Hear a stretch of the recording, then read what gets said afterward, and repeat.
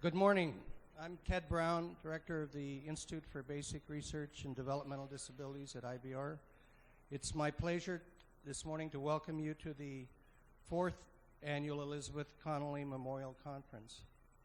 And we're delighted that many OMR DDD education and agency professionals and parents have joined us today.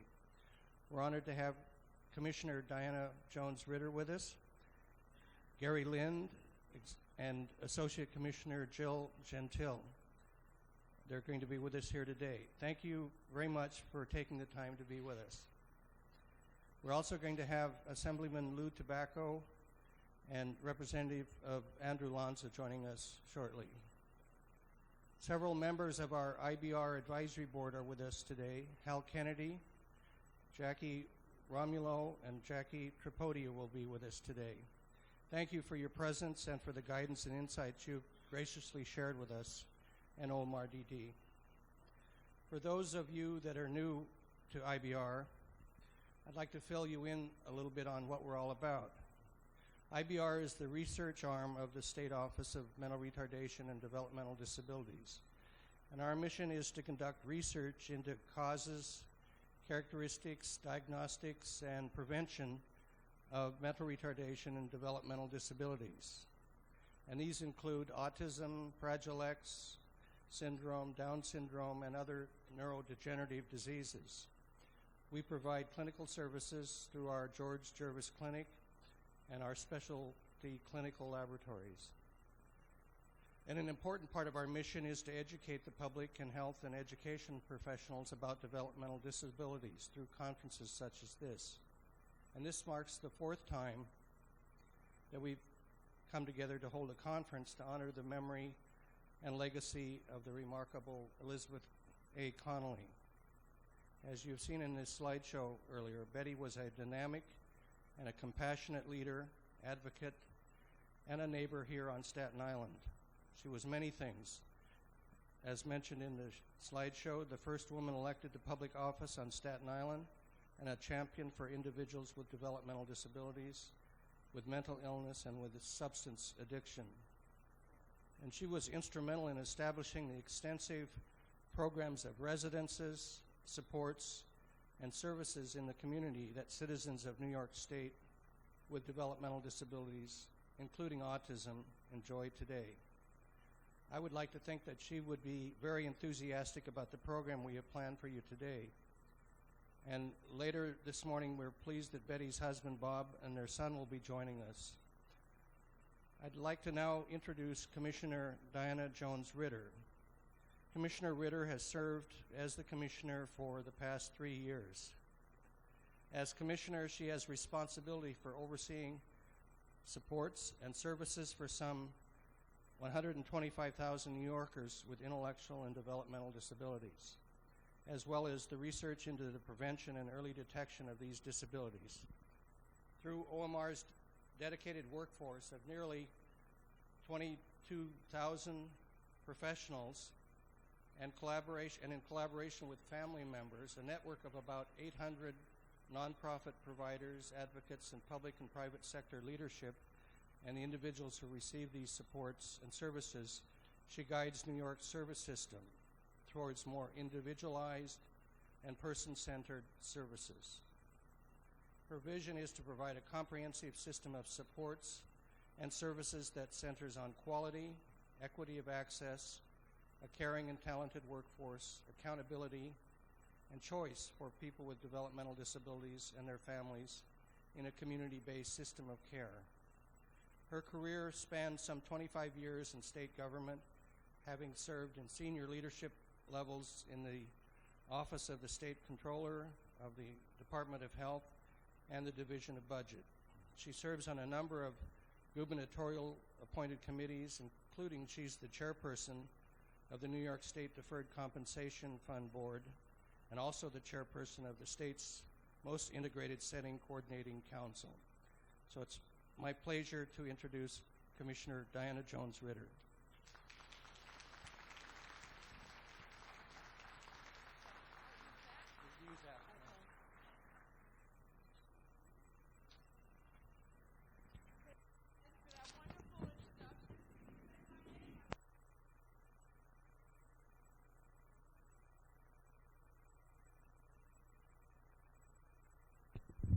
Now you can hear me. Whoa! You can hear me, you know me, we're ready to go. Good morning, everyone. Oh, please. That was like 2 people. Good morning. Aren't we energized and excited about today? I am. I really am. I was here last year, and I couldn't stay very long. And just the first or second presentation, my eyes were wide open because I was learning so much and connecting, the dots with, research and what we're trying to achieve in the agency. It was great. So I'm glad I'm here, and I expect to spend the morning with all of you. So again, Ted, thanks for that introduction that I don't need, but thank you very much. And I want to point out, sitting here today is Gary Lynn, who is my Deputy for Policy and Enterprise Solutions. Gary's been a champion and an advocate for IBR and everything that we're doing on the policy level. Stand up, Gary.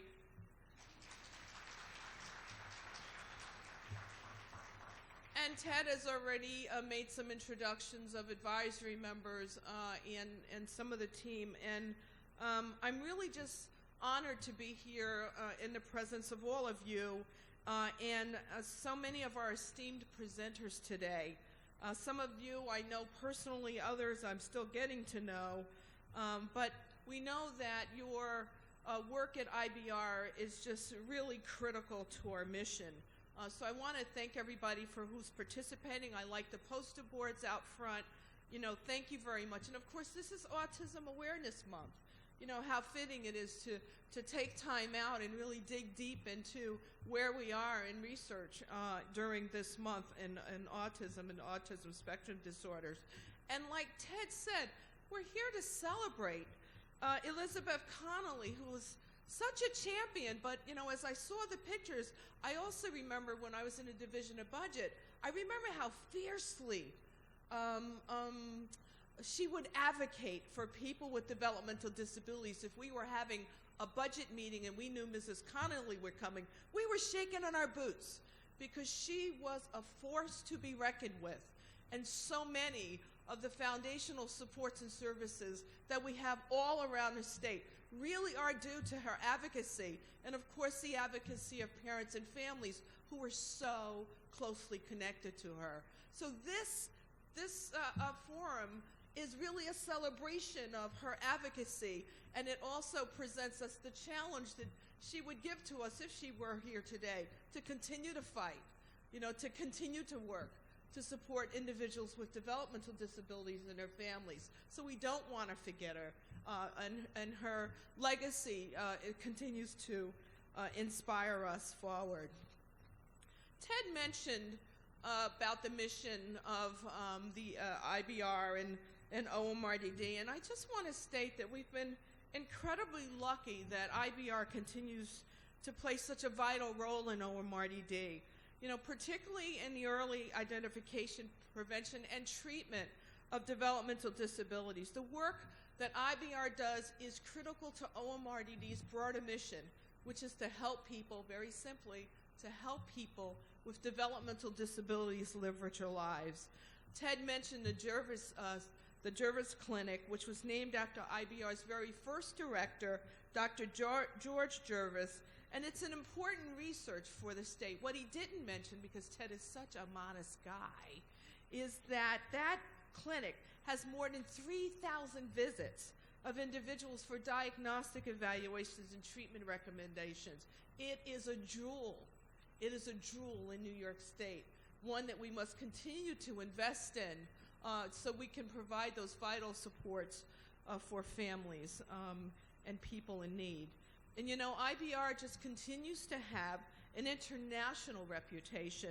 Scientists are involved here in discoveries and initiatives in such areas as Fragile X syndrome, the Batten disease, person-centered planning. You got a research center that is adding value and excellence to person-centered planning and health education. And Ted mentioned some of those. So the researchers here continue to bring OMRDD and New York State's excellence in research and developmental disabilities to the world. And I believe that our scientists here are truly leaders in this global world that we live in. And staff have continued to conduct research, and actually has done research that has really led to the prevention of developmental disabilities. And the research also holds amazing promise for the future. That's what we're here for today. We want to hear about what's going on so we can think about how it will be applied to the work that we do in the future. And we have already recognized breakthroughs in such areas as PKU, Fragile X syndrome, Torrin and Batten diseases. And here's one of the statistics I've been quoting a lot, and you'll know why when I say it. And that is because of the research that's been done at IBR. New York State saves $240 million annually. $242 million annually because of the research we've done, because of the improvements we have made to supports and services, because of the efficiencies that these findings are facilitating. That's an important statistic, particularly in these dark fiscal times. And trust me, I'm using it as often as I can in Albany to sustain the vital work that we're doing here. And in addition, we're very proud that IBR was awarded a grant from the Department of Defense Autism Research Program of about $500,000. The grant will allow scientists to test the idea that measures of the shape and structure of the branching network, stay with me here, the branching network of human placentas can serve as possible biomarkers of autism spectrum disorder. That's a mouthful. Somebody will explain that more later. I'm not a scientist, right? But Ted kind of filled me in on this, and I thought it was important. But I know that any early predictor of autism spectrum disorders, can lead to early interventions that might very significantly improve the lives of the individuals that we support. And we all know from the research that's been done to date that the earlier we intervene, the earlier we know, the earlier we intervene, the better outcomes for quality of life that people will achieve as they grow older. And that means that early intervention will allow us to avoid costly supports and services in the future. We're not doing it to avoid the costs. We're doing it to improve the quality of lives. But if we're saving costs at the same time, then that's a good thing, because it allows us to free up resources to invest in other things. You with me here? I'm also using this as part of my argument in fighting to sustain OMRDD's budget. We've got to intervene early. We've got to know early. So investing in that research is vitally critical to the future of this state. And IBR has had many grants, and in this fiscal year, more than $7 million in grants were realized. And there's more coming, and then maybe Ted will talk about that later on. I wanted to talk a minute about, and I'm flipping because I don't want to stand here too long. I want to talk a little bit about the OMRDD's autism platform. And we have invested a lot of time in research and collaboration in moving forward to make sure New York State, has a well thought out strategy and approach to addressing the emerging and continuing needs of people in the spectrum. So we launched an autism platform, and I just want to tell you a little bit about it. Since its inception 2 years ago, it's really been an integral part of our mission. It is actually stated as one of my top priorities. We have an ongoing agenda and an ongoing effort to look at every aspect of people's lives on the spectrum to see how we're responding, and we're really prepared for the future. Our approach really looks at addressing the needs that are common to, but not limited to people, and I'm going to use ASD. Is that acceptable today? Yes? Okay, good. And it really serves two functions. First, it helps OMRDD to examine the effectiveness of its system at serving the growing population. And the second aspect is it's really assisting us with improving the system overall, for all the people that we serve. And let me emphasize that this is important. While our autism platform helps us to ensure that we're doing all we can to effectively meet the people that we know with ASD, that does not mislead us to view or serve all individuals with ASD alike. You know, it's true, and it's probably used too often, but it is so true that if you've met one person with autism, you've met one person with autism. We know that. We know that each individual with ASD is just that, unique individual with unique needs, abilities, and yes, individual aspirations and dreams. So we continue to really focus our system on addressing individualized supports that are tailored to each one's distinct needs and desires.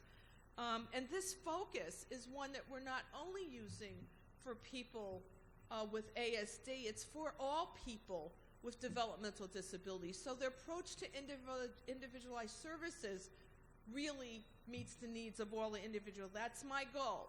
Putting people first, looking individual by individual, and determining how we can best support their needs.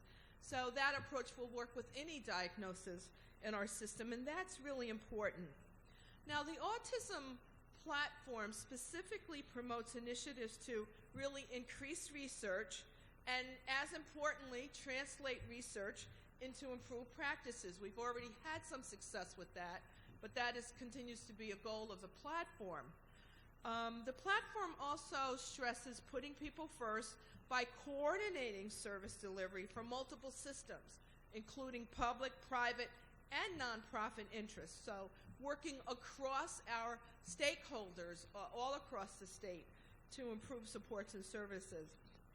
And the third major focus of the platform is to provide information to people and their families, as well as to elevate ASD competency throughout the state's professional community. So that's really what the platform is designed to do. We had, as part of the platform, we established a New York State Interagency Task Force on Autism, and it released its recommendations to the governor and the state legislature on how New York State should prepare to meet the growing needs of individuals being diagnosed with ASD. This is important. The task force was co-chaired by OMRDD and SED. I might have mentioned this last year, how terrific it was to have SED sitting right next to us sharing this, because we know how important their role was and is going into the future, right? So that was the first victory, that we had OMRDD and SED right together. You agree with me? Very important, right? And then we had over 11 state agencies, and they worked together over 15 months. And the report really describes a comprehensive review of the service needs of people with ASD and their family, and it charts a pretty detailed course for New York State to enhance its service system. Now, I bring this up because I really want you to go to our website. I mean, you're here because you're interested in this and what New York State is doing and where research is going. Please go to our website, www.omr.state.newyork.us. Now, when you go there, you're also going to see another exciting, I call it exciting link. Another outcome of this interagency task force was the development of New York ACTS, ACTS, and that stands for an Initiative for Adults and Children on the Spectrum, and that is a website. It is a one-stop shopping kind of design, and it is a single comprehensive source for the public for reliable, current information about autism, information that's important to families. What's really important, of course, is this is information that's been coordinating across all the agencies. How often does that happen? Okay, not enough. But this is a great example of interagency cooperation, and we have gotten agreement that the agencies will continue to meet and continue to update the information for families and parents and practitioners. I think this is tremendous for New York State. I just want to take a minute, because this type of work and getting 11 agencies together to reach consensus, boy, that's hard work. And the two individuals who really led this initiative under Gary Lynn's direction are here, and I want them to stand. They're going to look at me funny. Jill Pettinger, Dixie Yonkers, please stand for outstanding work on the Interagency Task Force. They really drove the agenda. So I do want you to go there. And I know a lot more will be discussed about some of the initiatives that are going on, so I'm going to really shortcut that and kind of get to the end and turn this over to the real experts that we can learn about. But I guess my point is that there's so much going on, and I would encourage you to continue to check our website because I've only talked about the tip of the iceberg in terms of the work that we're doing to improve New York State's responsiveness to families and people with ASD. So please keep a check on our website for that information. But what's important here today is for me to just confirm my commitment to IBR. You know, these are difficult fiscal times. And we are all challenged with tightening our belt and finding more efficient ways to do things. That challenge is faced all across the state in every agency, and OMRDD has taken its fair share of cost reductions and efficiencies, and that includes IBR. Excuse me. What we have done is really at IBR, like we've done everywhere, is we're looking at everything we're doing and making sure it's tied to our core mission. Ted has done an extraordinary job in leading IBR through these tough times. And what you need to hear is that, Ted, we've got your back. We've got your back. You've done an extraordinary job. Please join me in thanking that.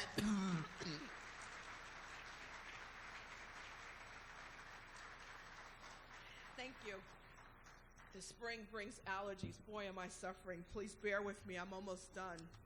So this is my confirmation that IBR continues to be a vital institution, excuse me, and a vital contributor to helping us meet our mission to serve people with developmental disabilities.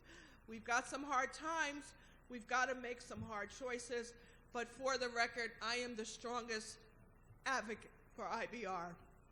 And I know that you are too. We may be calling on you for your help from time to time. I want to thank the advisory board members for your outstanding work in supporting the researchers and the work of IBR. You're really important to what we do. So thank you very much for giving me these few minutes to just stand here and confirm what I care about and where we're going.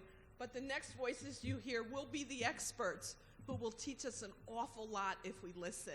So thank you very much for taking time out and have a fabulous, fabulous day today. Thank you.